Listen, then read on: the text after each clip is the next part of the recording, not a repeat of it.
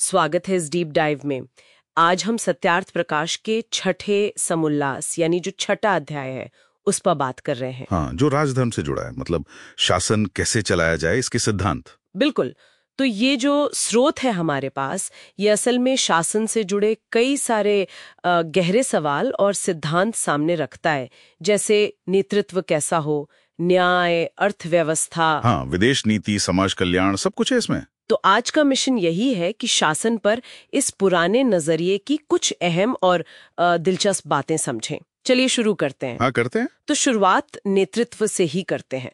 स्रोत इस पर काफी जोर देता है कि एक आदर्श राजा या शासक कहें, उसके गुण, कर्म, स्वभाव ये सब कैसे होने चाहिए। हाँ, सिर्फ पूछता नहीं है बल्कि एक तरह से स्थापित करता है कि शासक का पढ़ा लिखा, धार्मिक, संतुलित होना क्यों जरूरी है। और राजसभा यानी जो सलाहकार होते हैं उनकी क्या अहमियत है, और अगर राजा निरंकुश हो जाए तो क्या नुकसान हो सकता है। ये सब बातें हैं।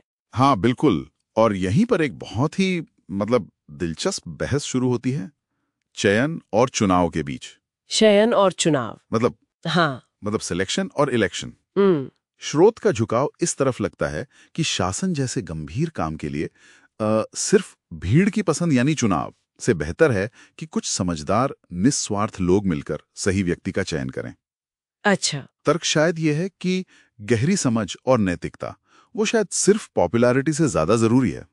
और यही बात फिर मंत्रियों और राजदूतों के चयन पर भी लागू होती है। योग्यता पहले। ये तो हुई नेतृत्व की बात। हाँ, पर एक अच्छा नेता भी बिना अच्छी न्याय व्यवस्था के तो कुछ नहीं कर सकता है ना। सही कहा। तो न्याय पर भी स्रोत काफी गहराई से बात करता है। जैसे क्या कहता है, न्यायाधीश कैसे हों? हाँ, कि भाई उनमें क्या गुण होने चाहिए। हाँ, और सजा देते वक्त बिल्कुल निष्पक्ष होना क्यों जरूरी है, किसी का पक्ष नहीं लेना। और इसमें वो वर्ण वाली बात भी है कि दंड भूमिका के हिसाब से अलग हो। हाँ, वो भी एक दिलचस्प पहलू है। ये सवाल उठाया गया है कि क्या दंड व्यक्ति की सामाजिक भूमिका, जैसे स्रोत में ब्राह्मण, क्षत्रिय, वैश्य, शूद्र का वर्णन है, उनके हिसाब से अलग होना चाहिए। और सबसे चौंकाने वाली बात तो वो राजा के लिए 1000 गुना दंड वाली है। हाँ, 1000 गुना। इसका तर्क शायद सीधा सा है, जितनी बड़ी जिम्मेदारी उतनी बड़ी जवाबदेही। मतलब राजा का एक गलत कदम पूरे समाज पर असर डालता है। बिल्कुल, इसीलिए उसकी गलती ज्यादा गंभीर मानी गई। स्रोत मृत्युदंड पर भी सोचता है कि भाई ये कितना जरूरी है, कितना नहीं। और सजा तय करते वक्त देश, काल और व्यक्ति यानी जगह, समय और हालात, इनको ध्यान में रखने पर बहुत जोर है, ताकि न्याय सिर्फ किताबी ना हो, प्रैक्टिकल हो। हाँ, बिल्कुल। और न्याय में देरी उसको तो अन्याय ही माना गया है। सही बात है।